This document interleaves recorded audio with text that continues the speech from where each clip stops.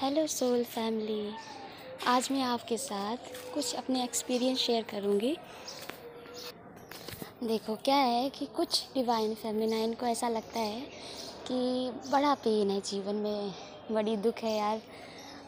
ऐसा है कि अपन डीएम से शादी कर लेते हैं, उसके बाद तो आनंद ही आनंद है, फिर तो सॉर्टेड, लाइफ सॉर्टेड हो गई।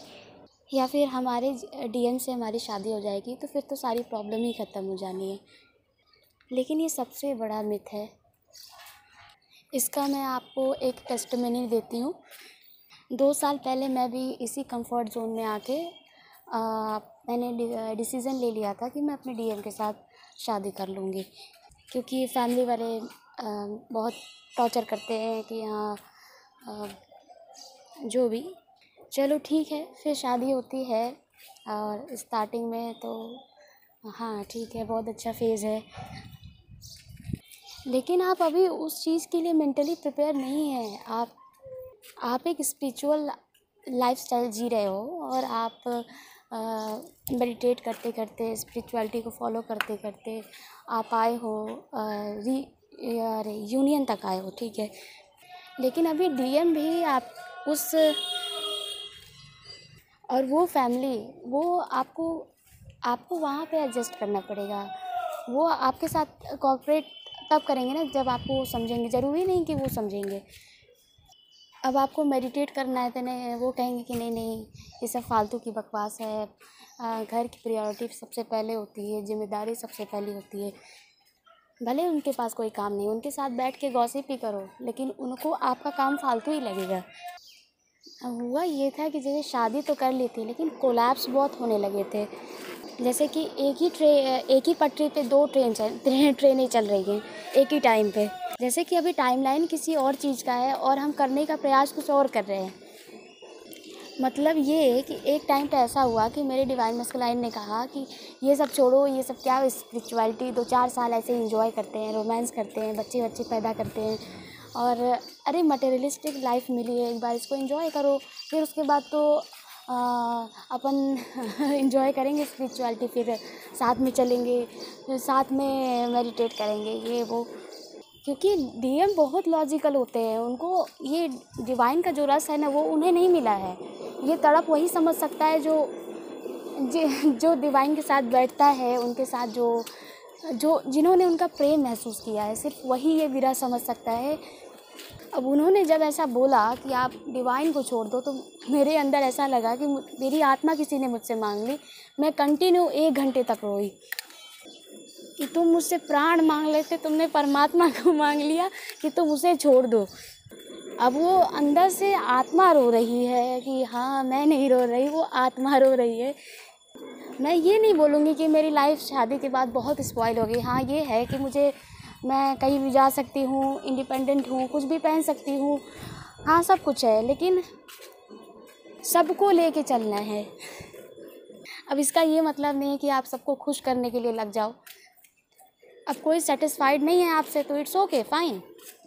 लेकिन परमात्मा ने कहा कि चलो ठीक है, तुमने कंफर्ट जोन में आके अपने डिवाइन मस्कुलाइन को प्रेम मान के तुमने शादी कर ली, ठीक है। अब मैं तुम्हें बताता हूँ कि विरह क्या होता है। तो उन्होंने जो मुझे लेसन सिखाया कि साल बीत गए, 2 साल बीत गए, 2.5 साल बीत गए, लेकिन कभी मैं एकांत में परमात्मा के साथ बैठ ही नहीं पाई। अब मेरे अंदर से वो क्रेविंग आ रही है कि जो रस मैंने चखा है मेडिटेशन में परमात्मा के प्रेम का, वो मुझे शांति कहीं नहीं मिली। मटेरियल लाइफ में मुझे कहीं नहीं मिली वो शांति, ना ससुराल। मतलब इतनी लग्जरी, इतनी कंफर्ट, इतना प्रेम, इतना जो भी है सब दिखावा लगने लगा, सब झूठ है, कुछ नहीं है। अगर इसमें सच्चाई होती तो इसमें इतना पेन नहीं होता, उसमें संतोष होता, लेकिन संतोष वहाँ पे नहीं था। मैम ने किसी वीडियो में एक बार कहा था कि परमात्मा वो है जो आपको मजबूर कर देगा कि आप उसके आगे सरेंडर हो जाओ, और मैं इसकी टेस्टिमनी हूँ। अब मैं ना सिस्टमेटिक इनर वर्क कर पा रही हूँ, ना बेसिक इनर वर्क कर पा रही हूँ, ना एडवांस कर पा रही हूँ, ना मुझे डिवाइन मस्कुलाइन से कोई फाइनेंशियल सपोर्ट है, क्योंकि मैं कोई सेशन परचेस कर ले रही हूँ, कोई मैम से काउंसलिंग बुक कर ले रही हूँ, और कुछ भी उस उनको ये फिजूल कर समझ में आने लगा कि ये कुछ क्या है, कुछ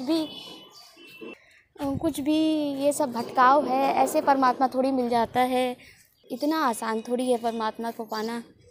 ठीक है, लेकिन हम प्रयास तो कर सकते हैं।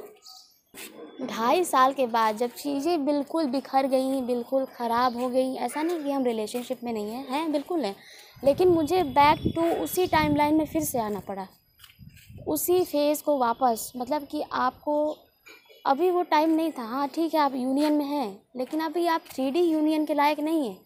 अभी आपको वो फेज़ अभी कंप्लीट करना है, अभी डिवाइन यूनियन करना है, फिर उसके बाद आपकी 3D हारमोनियस यूनियन होती है। उस टाइम फेज़ पे आप उसी कोकून में पड़े रहिए, अपनी ट्रांसफॉर्मेशन को ऑब्ज़र्व करिए, बस करियर पे फोकस करिए। अगर आपकी मतलब डिवाइन मैस्कुलाइन से शादी भी हो जाती है तो आप फाइनेंशियली इंडिपेंडेंट कैसे होंगे? करियर पे कब फोकस करोगे? वो तो रोमांस में लगा रहेगा दिन रात। कब स्पिरिचुअलिटी पे फोकस करोगे? आप रात में सोने का प्रयास कर रहे हो और वो कह रहा है कि नहीं नहीं ये सब छोड़ो, चलो पहले रोमांस कर लेते हैं। अब आपके लाइफस्टाइल को, आपके रूटीन को कोई अपने हिसाब से चलाना चाहे तो फिर क्या करोगे? अब परमात्मा ने ये सिखाया कि प्रेम तुम्हारा डिवाइन मैस्कुलाइन नहीं है, और जो शाश्वत प्रेम है वो सिर्फ परमात्मा है। अब सोचो, आप एक बिल्कुल नई जगह पे गए हो, ठीक है, इन लॉज के घर में। वहाँ पे मतलब माहौल ऐसा है कि आप सिर्फ अकेले स्पिरिचुअलिटी यानी कि मेडिटेशन करने वाले आप सिर्फ अकेले हो। उनको पहली बार आपको देख के बड़ा अजीब लगेगा कि अरे बाप रे, ऐसा भी कोई होता है क्या? मतलब कि पूरी जिम्मेदारी छोड़ के बैठे हुए हैं आँख बंद करके, ना बड़ों के साथ बैठना है। अब आप एकांतवासी हो, ठीक है, मतलब कि ज़्यादातर जो मेडिटेट करता है उसको अकेले में बहुत आनंद आता है, वो परमात्मा के साथ रहना चाहता है, एक पल के लिए वो विमुख नहीं होना चाहता है।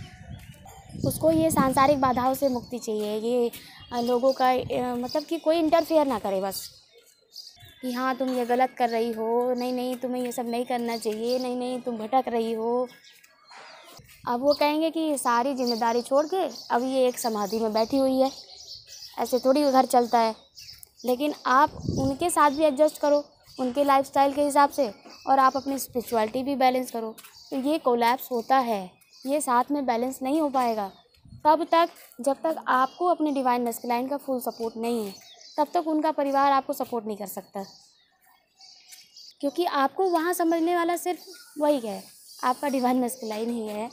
और शादी करना इज़ नॉट अ सॉल्यूशन, कि आप अपने मतलब कि माता पिता के घर में भी हैं तो वहाँ भी शुरुआत में ऐसा ही था कि ये सब बकवास है, माता पिता की सेवा करनी ही सबसे बड़ा धर्म है, यही सबसे बड़ी पूजा है। ठीक है, अरे भाई अब एक ही जगह जाने पर अगर 7 शॉर्टकट्स मिल सकते हैं, 7 रास्ते निकल सकते हैं, तो परमात्मा को पाने के लिए भी बहुत रास्ते हैं। लेकिन हमें जो गाइडेंस मिली है वो सबके ऊपर है, ठीक है। आपके घर वालों ने कह दिया कि हाँ तो मतलब कि आपकी शादी करनी है उनको, अब किसी कारण से आपकी शादी नहीं हो रही है तो अब वो आपके आप में कमी निकालने लगे, ठीक है, कि हाँ तुम तो मोटी हो, तुम तो सांवली हो, इतने मोटे मोटे चश्मों वाली लड़की से कौन शादी करता है, इतने पिंपल्स हैं तुम्हारे, और तुम इस लायक नहीं हो। अरे ठीक है, कमी निकाल रहे हैं, इसका मतलब यही है कि परमात्मा आपको बहुत बड़ी मुसीबत से बचाना चाह रहा है।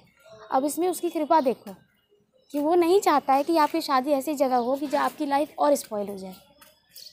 तो अगर ये ड्रामा चल रहा है तो चलने दो, इट्स ओके। अगर कोई कहे कि हाँ तुम ऐसी हो तो बोलो ठीक है, कोई बात नहीं, मैं कैसे भी हूँ लेकिन मैं अपने प्रीतम को प्यारी हूँ, बस मुझे इतना पता है।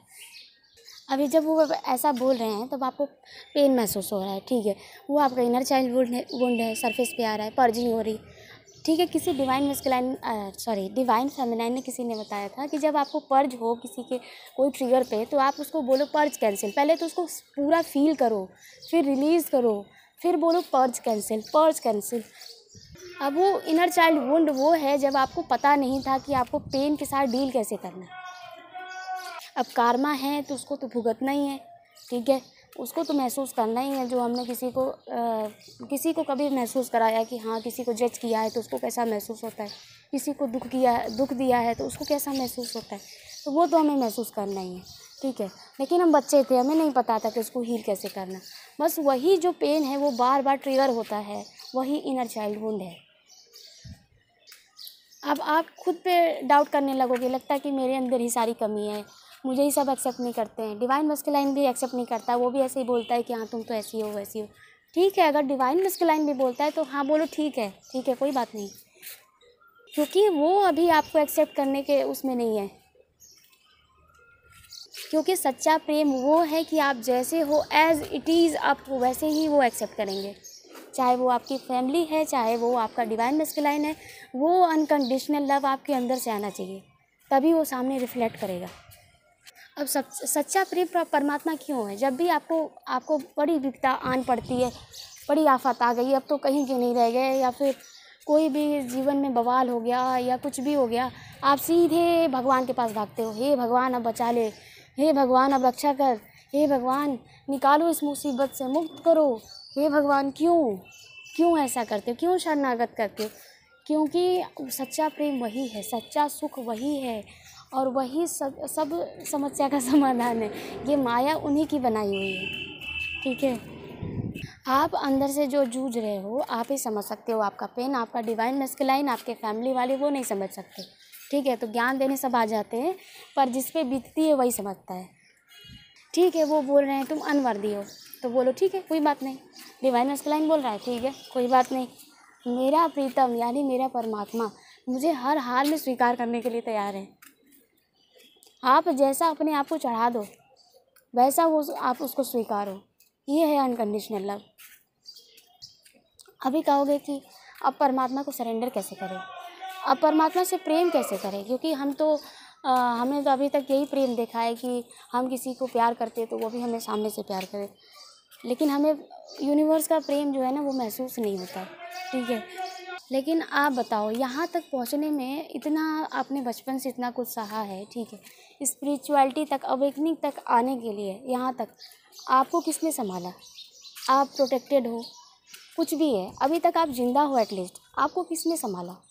या फिर स्पिरिचुअलिटी में अगर आ गए हो, उसके बाद आपको जो सुकून मिला, आपको जो हिम्मत मिली, आपको जो आगे बढ़ने की प्रेरणा मिली, उसमें किसने संभाला?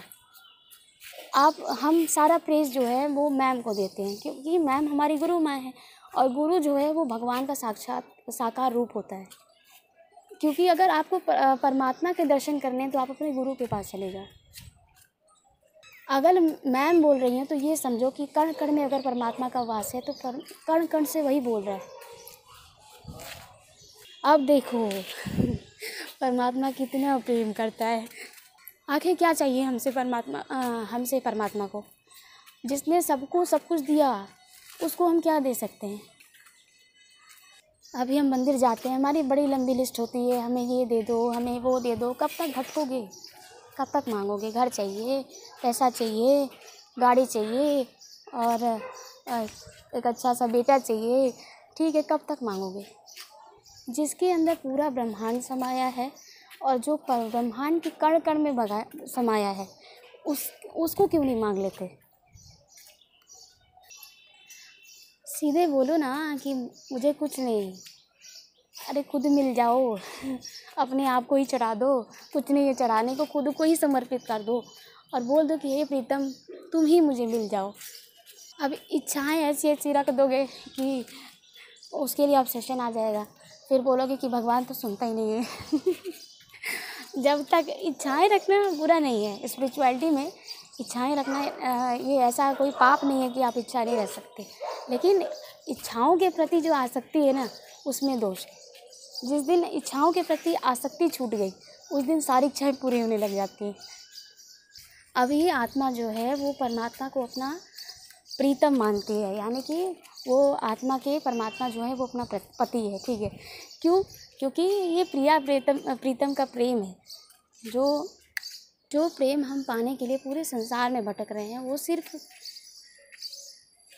परमात्मा की एक करुणा की एक बूंद में है।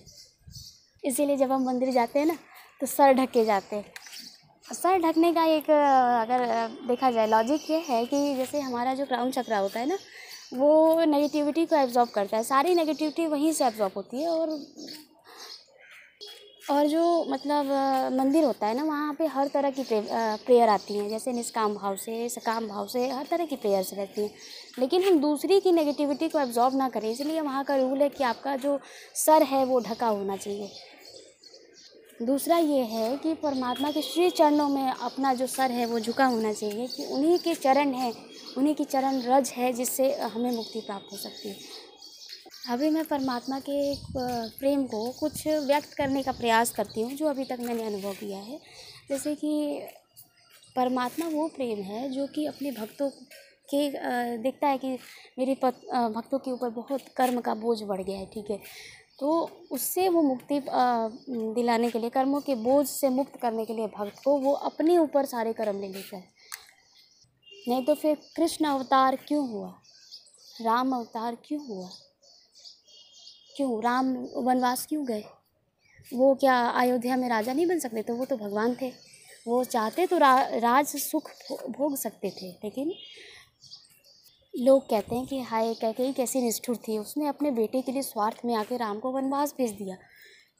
लेकिन राम को भी उसमें सुख है, आनंद है, क्योंकि उनको वो कह रहे हैं कि ये तो मेरा परम सौभाग्य है माता, कि मैं जब वन में जाऊंगा तो मैं ईश्वर के ज़्यादा समीप रह पाऊंगा, क्योंकि एक भक्त को सिर्फ एकांत चाहिए।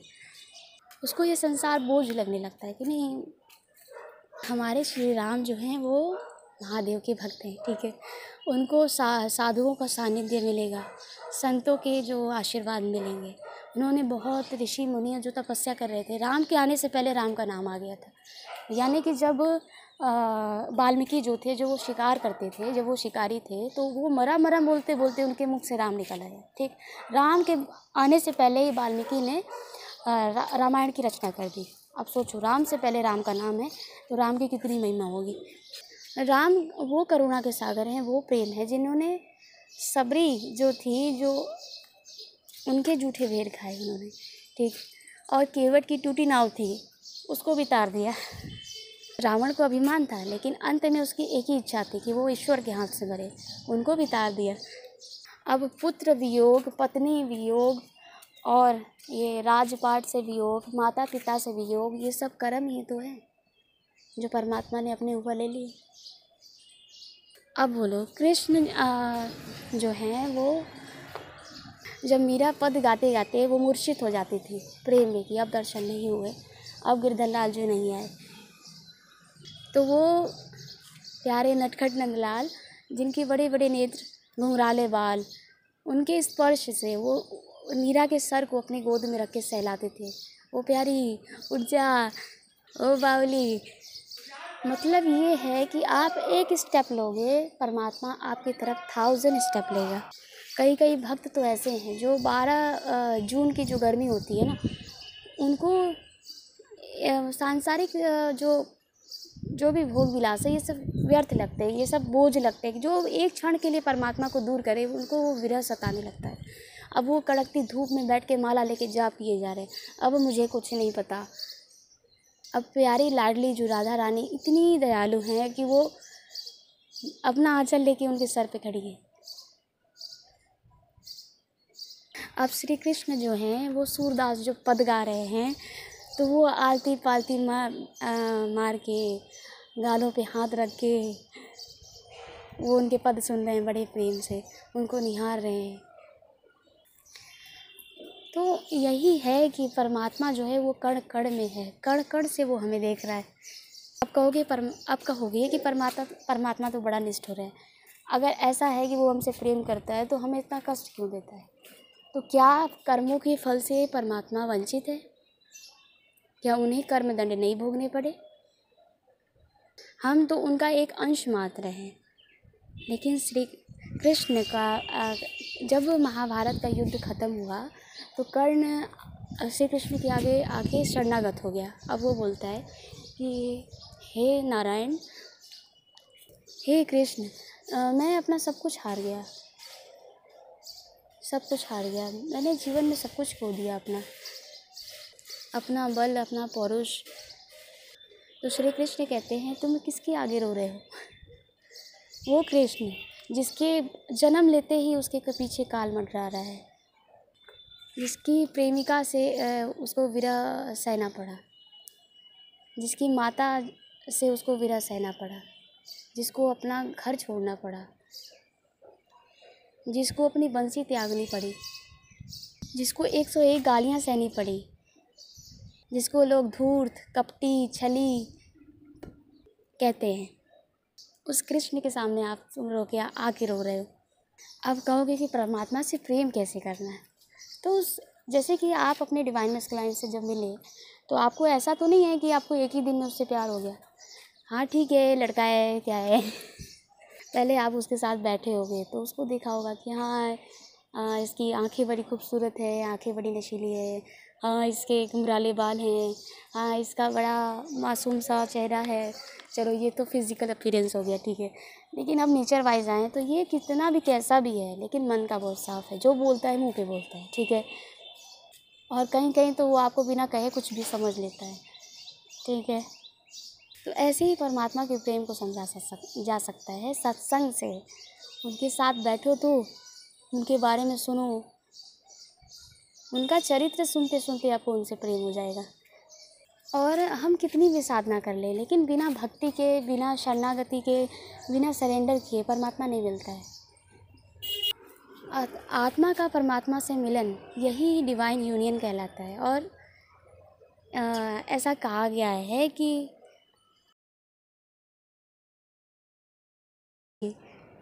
ऐसे तो नवधा भक्ति है, भक्ति के बड़े बड़े स्वरूप हैं, कीर्तन है, भजन है, स्मरण है, सत्संग है। और इन्हीं सब से परमात्मा का जो आत्मा का विकास होता है और परमात्मा का साक्षात्कार होता है, उनका अनुभव होता है, उनकी करुणा का, प्रेम का अनुभव होता है। स्मरण, चिंतन, मनन, भजन, यानी कि जग बिसराया तो राम को पाया, राम की काया, राम की माया। अब बोलोगे कि तो मुझे तो परमात्मा के लिए कोई प्रेम नहीं आता, ये तो बस शरणागति से ही संभव है। जब तक उनके साथ बैठोगे नहीं, समझोगे नहीं, तब तक परमात्मा नहीं समझ में आने वाला। और सच्चा सुख, सच्चा प्रेम तो सिर्फ वही है। इसलिए मैम कहती हैं कि love is God, God is love. और जब आत्मा को परमात्मा मिल जाता है, यानी कि डिवाइन यूनियन हो जाता है, यानी कि आत्मा का परमात्मा के साथ मिलन या विवाह हो जाता है, तब यही है डिवाइन यूनियन, डिवाइन वर्जिंग। क्योंकि वो आपको अपना बनाने के लिए आतुर है।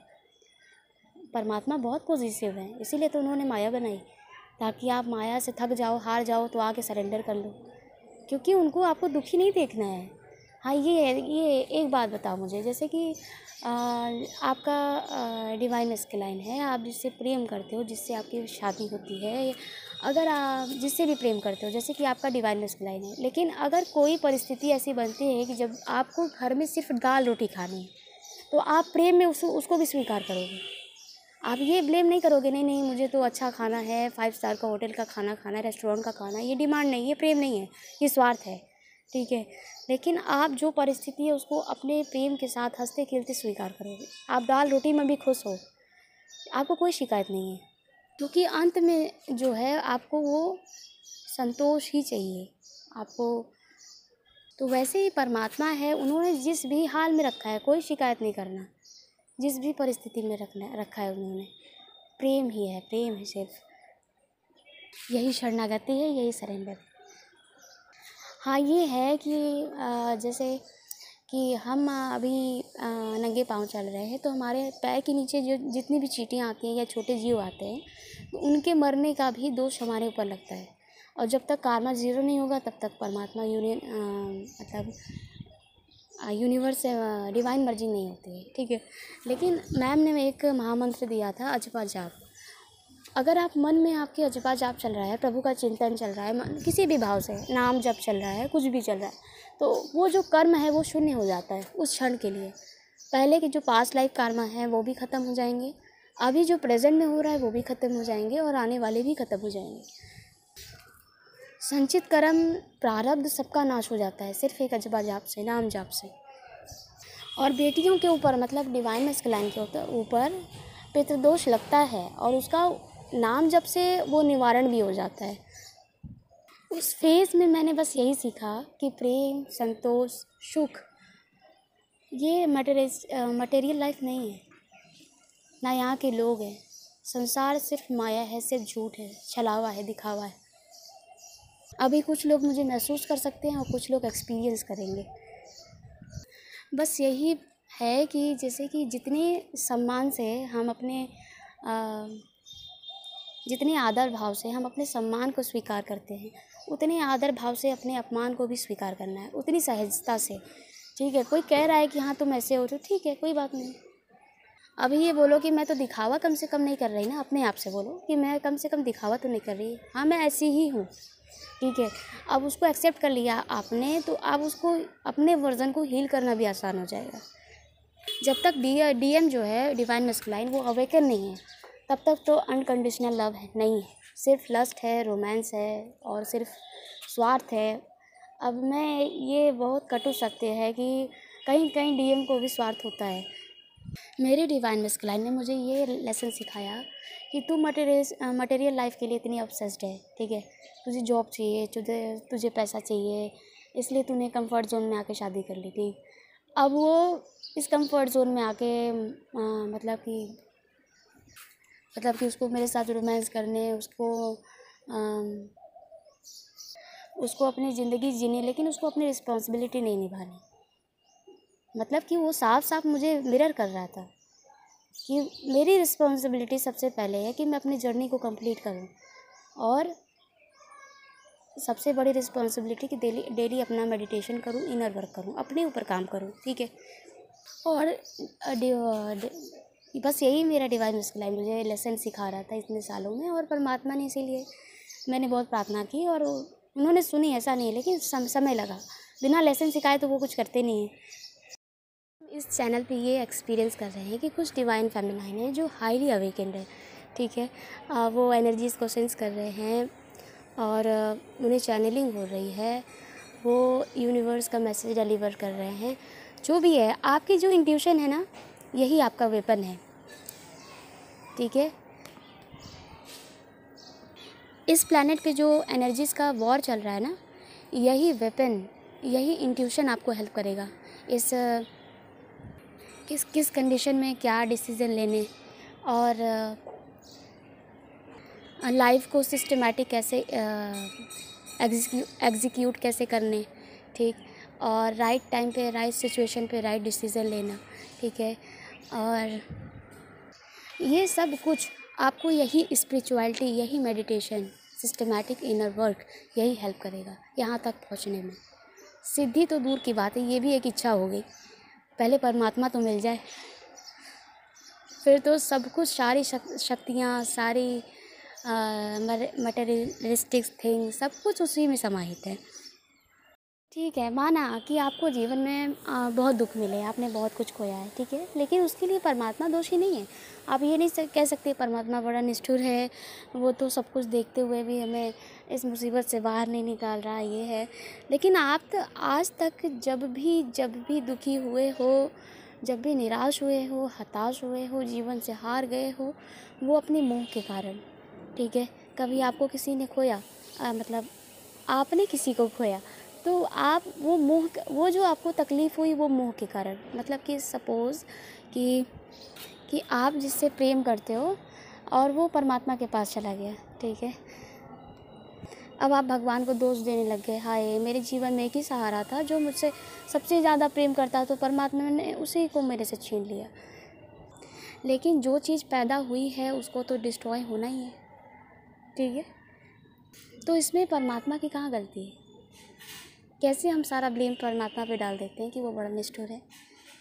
कहीं आप मोह में पड़ के दुखी हो रहे हो, कहीं आप अटैचमेंट में, ऑब्सेशन में दुखी हो रहे हो, अपने आप को इच्छाओं के बंधन, जकड़न में बांध के खुद को ऑब्सेशन में दुनिया में यहाँ वहाँ भटक कर ठोकरें खाकर उसके बाद फिर परमात्मा पे सारा ब्लेम डाल दे रहे हो कि वही तो वो सब कुछ देख रहा है, लेकिन उसको कोई फ़र्क ही नहीं पड़ता, भगवान होता ही नहीं लगता है। ऐसा नहीं है। अगर ऐसा है तो अगर आपको दुख में कोई संभालने के लिए भी खड़ा है तो वो परमात्मा ही है। बस वो आपको ये मिरर करना चाहते हैं कि जिसमें आप सुख ढूंढ रहे हो उसमें सुख नहीं है, उसमें सिर्फ आपको दुख ही प्राप्त होगा। सच्चा सुख सिर्फ समर्पण में है। जैसे एक बच्चा होता है, वो अपने अगर को डिपेंडेंसी दिखानी है तो वो परमात्मा के साथ दिखाओ, किसी इंसान के साथ क्यों दिखा रहे हो। परमात्मा के साथ को डिपेंडेंसी ऐसी कि जैसे कि एक बच्चा है, उसको भरोसा है कि अगर मुझे भूख लगी है तो माँ मुझे भागती हुई, अगर मैं रोऊंगा तो माँ मुझे भागती हुई आएगी और दूध पिलाएगी। इस तरह का भाव, बच्चे जैसा भाव होना चाहिए। जहाँ पे कुछ नहीं कर सकते वहाँ पे सरेंडर कर दो। जहाँ तक यथासंभव है वहाँ तक प्रयास करो। बाकी जो अपने बस के बाहर है, अपने कंट्रोल के बाहर है, उसको सरेंडर कर दो। सार यही है